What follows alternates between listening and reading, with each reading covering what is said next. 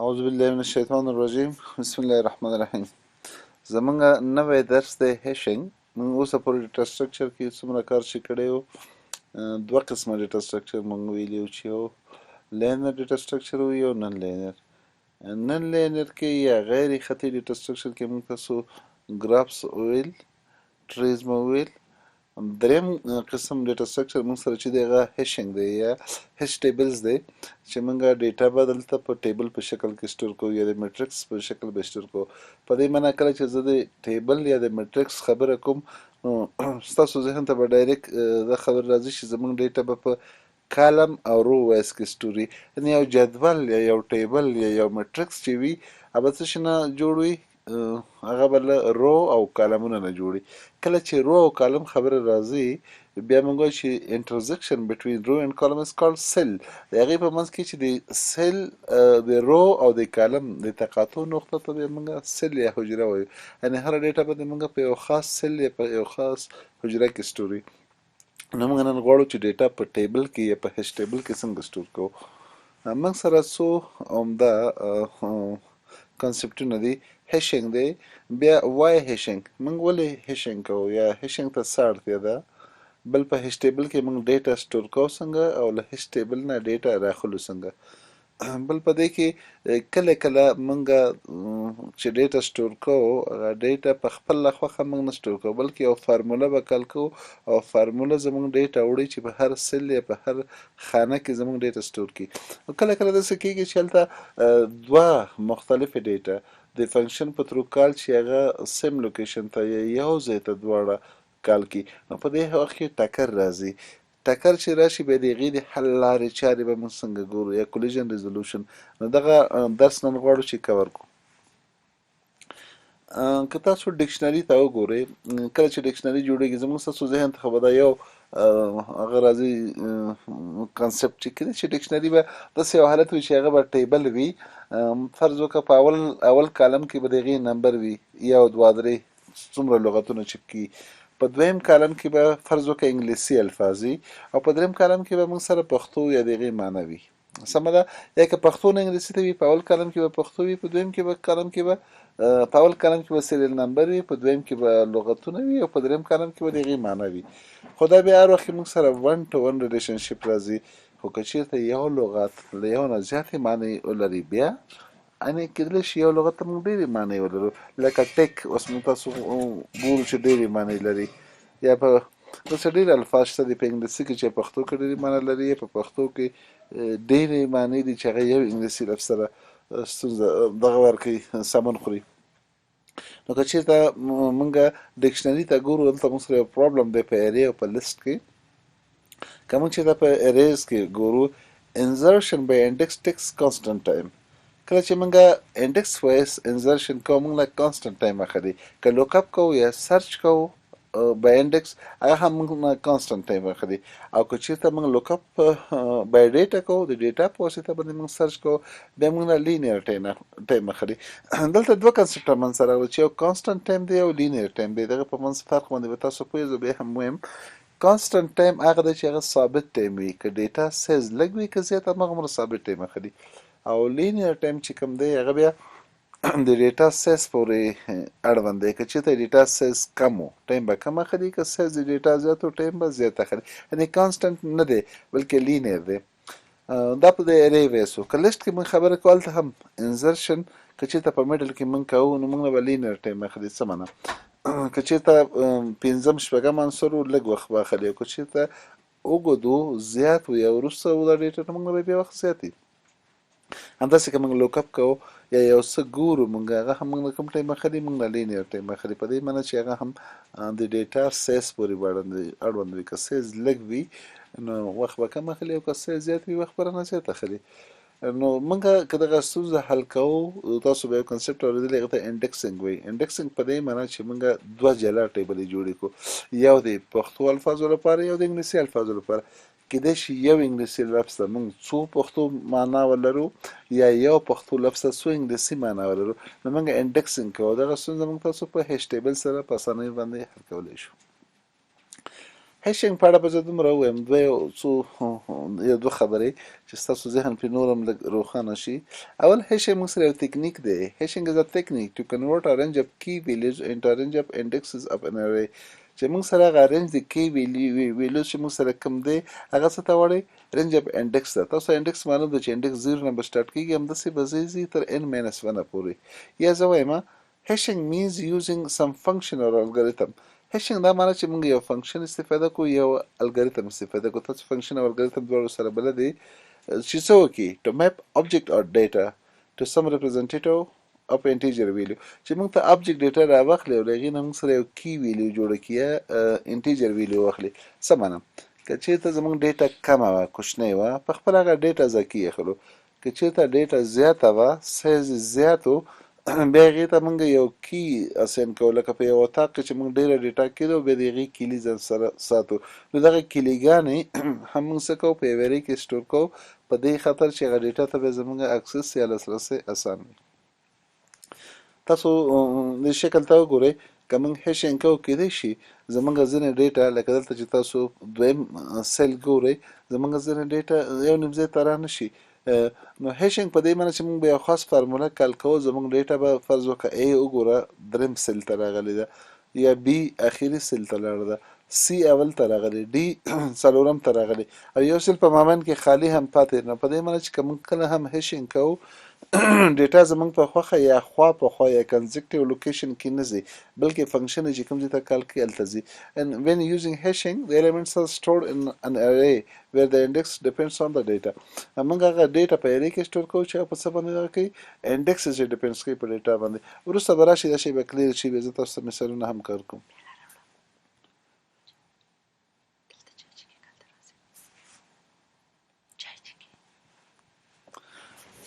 کله چې موږ ډیټا په یو هیش ټیبل کې سټور کوو نو موږ د هغې کی سټور کوو. کی په دې معنی چې د هغې ډیټا که چېرته سایز زیات وبخئ نو د هغې کی بیا موږ سټور کوو. To compute the index of a key, a hash function h is used which maps the key on the hash table entries.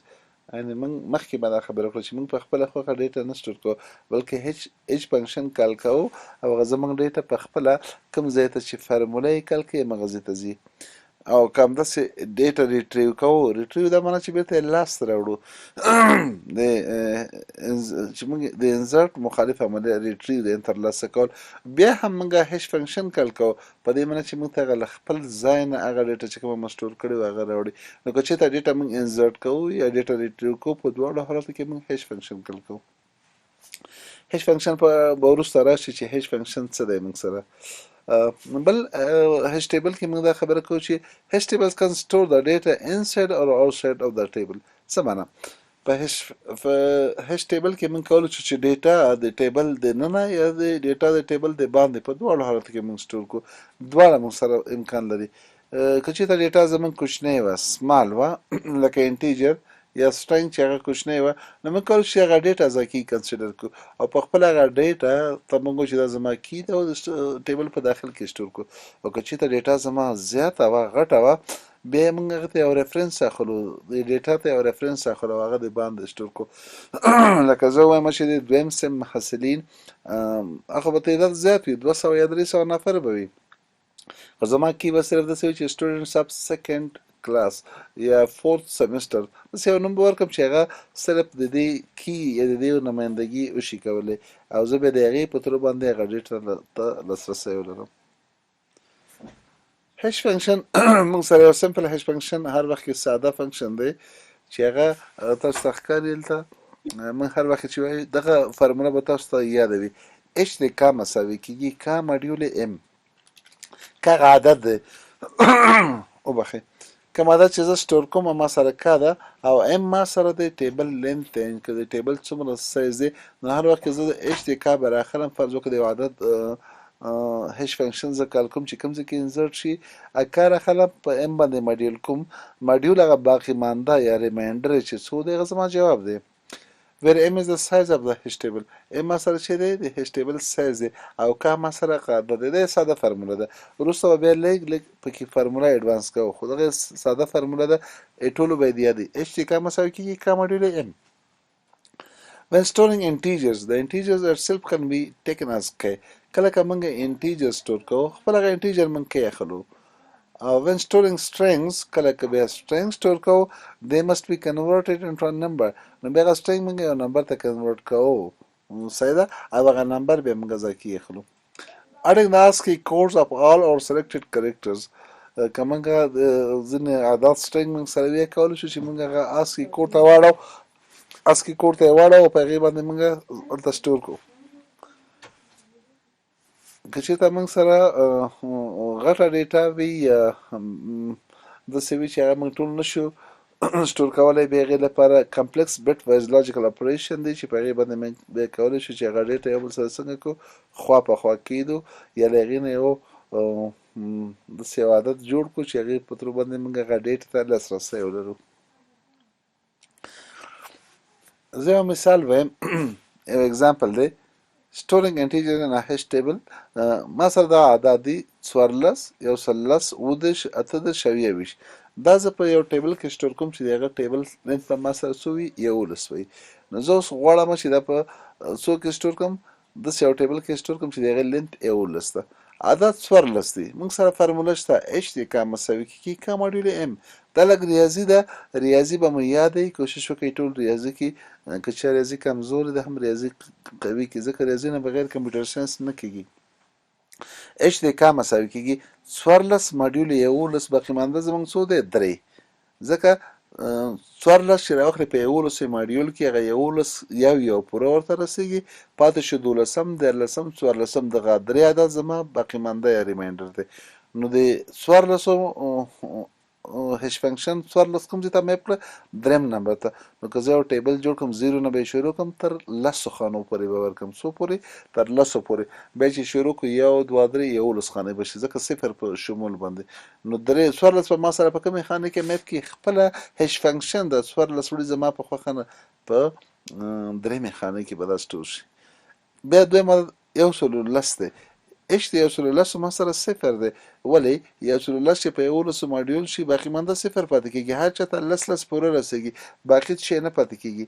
نو 110 به په صفر یا لومړۍ خانې کې سټور شي h د 19 بس وي ما سوالې ایښي تاسو نه پوښتنه کوم ډېر ساده 19 ماډیول 11 په 1 22 په 2 23 په 3 بیا 40 15 15 20 څو باقي مانده دي 4 نو 20 په کومې خانې ته لاړ شي 4مې خانې ته h د 18 شو یو سره جمع کړه په 5مې خانې ته راځي یا وایم چې 11 22 23 او دا 18 دي نو بیا 40 15 15 20 18 15 دا په کومې خانې ته راشي 5مې خانې ته ډېر ښه h د 21 راوخله ماډیول 11 که ان په دې باقي مانده که 11 به پوره ورته ورسېږي که چېرته 22 وایي بیا صفر کېده نو 22 نه دی دا 21 یو کم دی نو 11 نه چې یو کم کې 10 د دې باقي مانده څو پاتې کېږي 10 په دې معنی چې زما دویم عدد به چېرته سټور شي زما دویم عدد به په 10مې خانې کې سټور شي راځو دلته یې ګورو لومړی زما دا ټیبل وګورئ صفر نه شروع دی تر 10 پورې راغلی دا څو خانې دي 11 1 2 3 څلور 5 شپږ 8 9 10 11 نو زما هش ټیبل سایز یا ام 11 دی عدد 110 صفر ته راغلی ځکه 110 ماډیول 11 صفر 14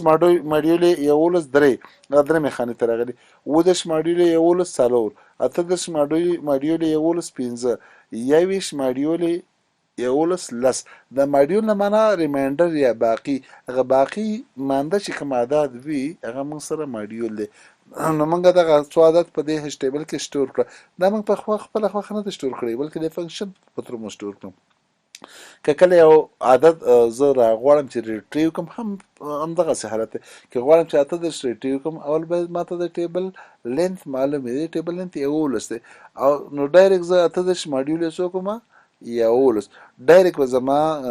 کنټرولر راشي او له 18 نه زما د دغه 5 نمبر خانې نه به زما دا ډیټا ماته څنګه کې ریټریو کی نو زه ډیټا انزرشن هم د هش فنکشن په تر کوم او ډیټا ریټریول هم د هش فنکشن په تر کوم